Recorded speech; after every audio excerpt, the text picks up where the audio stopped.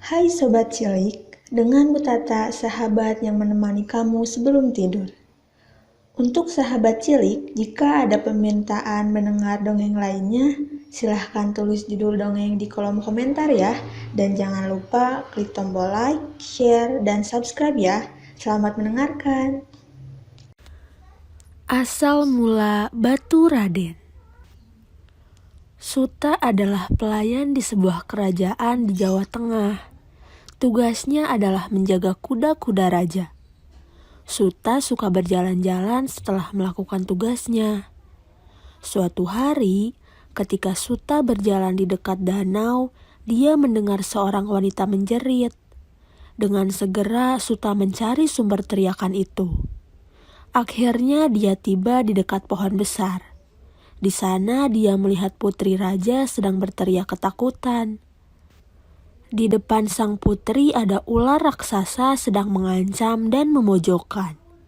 Suta sebenarnya takut, tetapi dia lebih khawatir dengan keselamatan sang putri. Jadi dia mengambil tongkat besar dan memukul ular itu di kepalanya. Ular mendesis kesakitan dan akhirnya mati. "Terima kasih Suta, kamu telah menyelamatkan hidupku," kata sang putri. "Tidak perlu berterima kasih putri, itu adalah tugasku sebagai pelayan ayahmu untuk membantu dan menjagamu." Sejak hari itu, Suta dan sang putri menjadi teman baik. Lambat laun persahabatan mereka berubah menjadi saling jatuh cinta. Pada suatu waktu, sang putri menyuruh Suta untuk menghadap ayahnya dan meminta izin untuk menikahinya.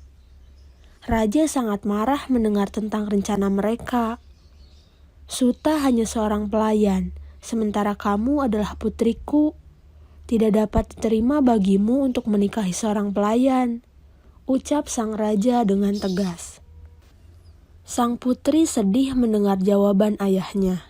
Terutama setelah ayahnya melempar Suta ke penjara karena memiliki keberanian untuk meminta menikah dengannya. Di penjara, Suta tidak diberi makan ataupun minum apapun. Mendengar itu, sang putri membuat rencana untuk membantu kekasihnya melarikan diri dari penjara. Mereka berhasil dan mereka lari jauh. Mereka beristirahat di dekat sungai.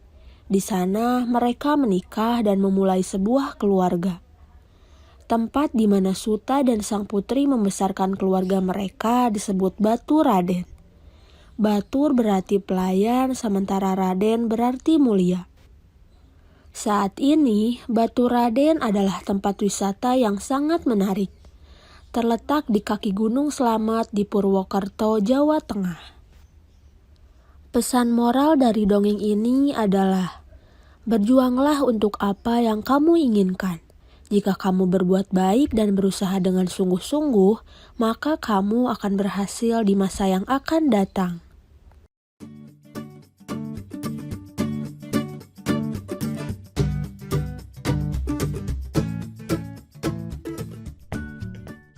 Hai Sobat Cilik, dengan Bu Tata, sahabat yang menemani kamu sebelum tidur. Untuk sahabat cilik, jika ada permintaan mendengar dongeng lainnya, silahkan tulis judul dongeng di kolom komentar ya.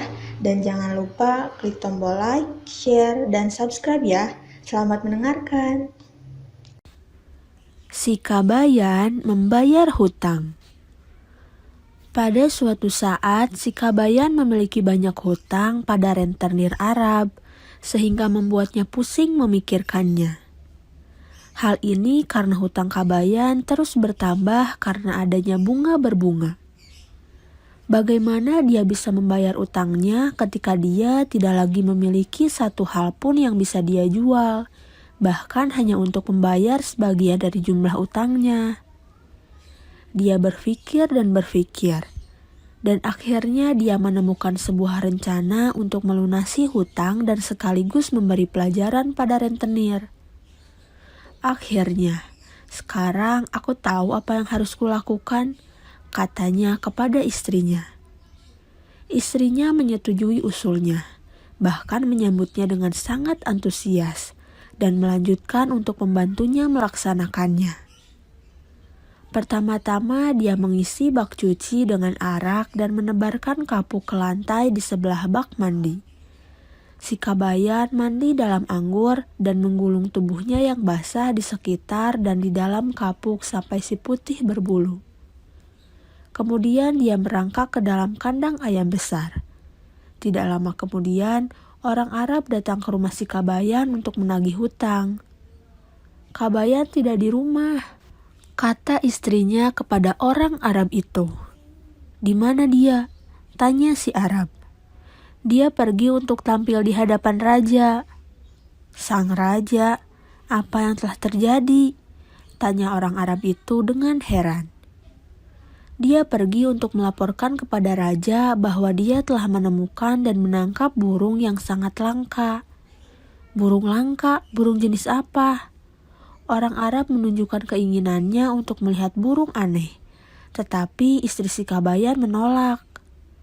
Kabayan hanya akan menunjukkan hewan langka dan indah ini kepada raja, dan jika dia membiarkan orang Arab melihatnya, Kabayan akan sangat marah, karena Kabayan telah mengatakan secara khusus bahwa tidak ada orang lain yang melihat burung di hadapan raja sendiri.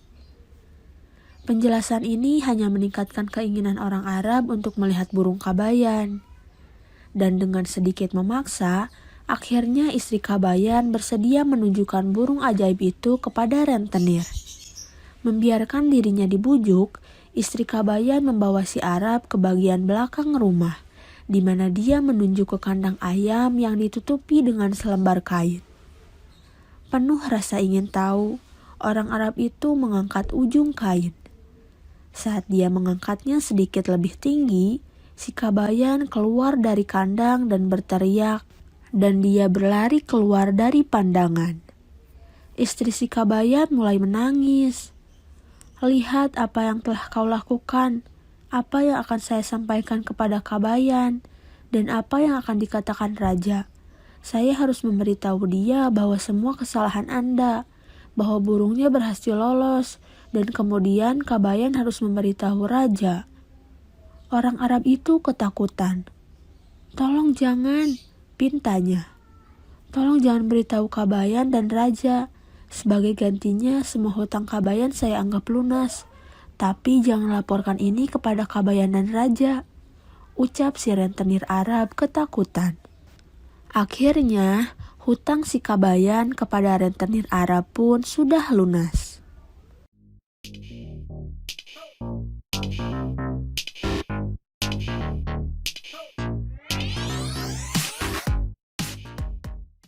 Hai Sobat Cilik, dengan Bu Tata, sahabat yang menemani kamu sebelum tidur. Untuk sahabat cilik, jika ada permintaan mendengar dongeng lainnya, silahkan tulis judul dongeng di kolom komentar ya. Dan jangan lupa klik tombol like, share, dan subscribe ya. Selamat mendengarkan. 3 kerbau. Ada 3 kerbau yang bersahabat.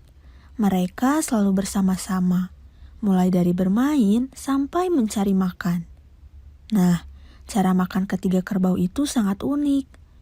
Tahukah kamu apa yang mereka lakukan saat sedang makan? Mereka saling membelakangi dan membelitkan ekor sehingga terlihat lucu sekali. Jadi jika dilihat dari atas, mereka membentuk sebuah lingkaran. Lucu bukan? Tapi cara makan kerbau itu sangat tidak disukai serigala. Dengan cara makan seperti itu, serigala tidak bisa memangsa mereka. Mereka selalu bersatu. Serigala tidak mungkin menang jika harus melawan 3 kerbau sekaligus. Itulah mengapa ketiga sahabat kerbau itu jauh dari ancaman serigala. Pada suatu pagi, ketiga kerbau itu terlihat sedang berselisih. "Aku ingin merumput di padang rumput dalam hutan sana," kata kelinci. "Rumput di sana lebih enak daripada rumput di sini," ucap salah satu kerbau. "Tidak, aku tidak mau. Di dalam hutan sangat berbahaya. Di sana ada banyak hewan buas yang sigap memangsa kita," tolak kerbau yang lain. "Baiklah, jika kalian tidak mau ikut denganku, Biar aku sendiri yang pergi ke sana, ujar kerbau itu, lalu pergi meninggalkan kedua sahabatnya. Kedua sahabatnya memilih untuk tetap merumput di padang rumput biasa. Rupanya kabar itu terdengar oleh serigala. Serigala pun menjadi amat senang. Ia langsung mengikuti kerbau yang makan di dalam hutan. Diam-diam serigala mengintai kerbau. Lalu dengan mudah serigala berhasil menerkamnya. Si kerbau pun menjadi santapan serigala. Itulah akibat dari perpecahan. Mereka tidak kuat lagi. Andai mereka tetap bersatu, mungkin mereka tetap hidup bahagia dan bisa menikmati rumput di padang rumput yang biasa. Pesan moral dari dongeng ini adalah, perpecahan hanya akan membuat kita mudah dikalahkan. Sebaliknya, jika terus bersatu, kita akan sulit untuk dikalahkan.